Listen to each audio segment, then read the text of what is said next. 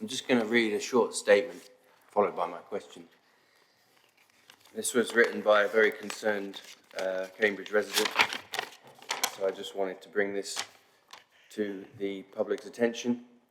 The current Cambridge local plan requires that major development schemes like those that are coming at the Beehive Centre, the Newmarket Road Retail Park, the Grafton Centre, have sufficient transport infrastructure to service them. That's what it says in the local plan. Without that, applications must be refused. Unless certain conditions are met, for example, that there are wider economic benefits.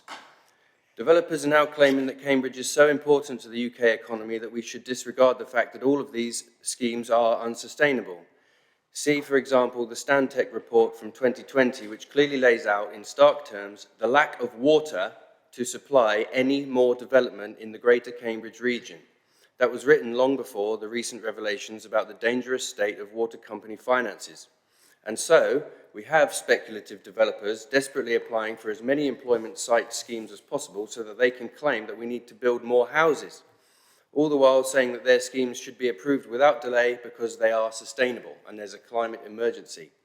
Increasingly, though, they are running into trouble at the planning committee and appeals stage as residents and councillors are beginning to understand what's actually going on.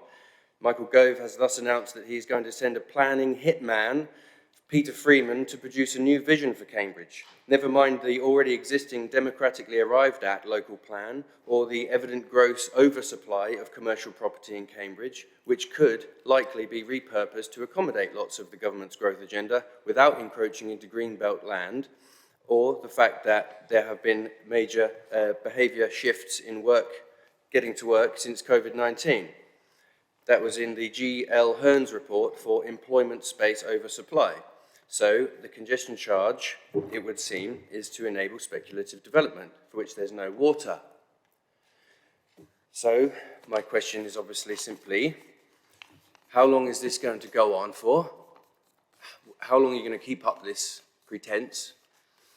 The congestion charge isn't to do with congestion, and the sustainable travel zone is to support something which is unsustainable. This is just about development, is it not?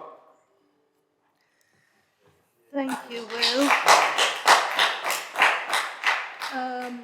Again, and I'm very sorry, but I wasn't able to follow my notes because I don't think you asked the question that you sent, but I think it has been understood. In terms of, is this about what I think it is? No, it isn't. And I know that, there's people very desperate to make this case. It doesn't stop it being false. In terms of Mr. Gove, I know that Mike wanted to intervene, so he can tell you a bit more about that.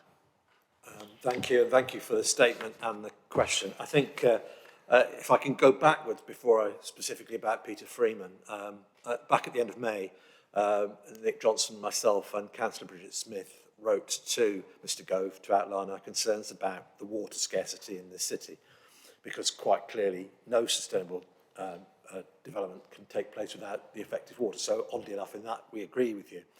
The problem where I disagree with you is it's not being done for speculative development. This is about how we continue to sustain our city in a way that's right for the city and its residents. And in terms of Mr. Gove's response, the first work that Peter Freeman has set up is to establish a water scarcity committee. He's working with partners across the city with an attempt to find a solution. So I take and note the points you made in your statement, but I think the bit where me and you probably disagree is it's not about unsustainable speculative development. It's about trying to make this city a better place to live in. Thank you very much.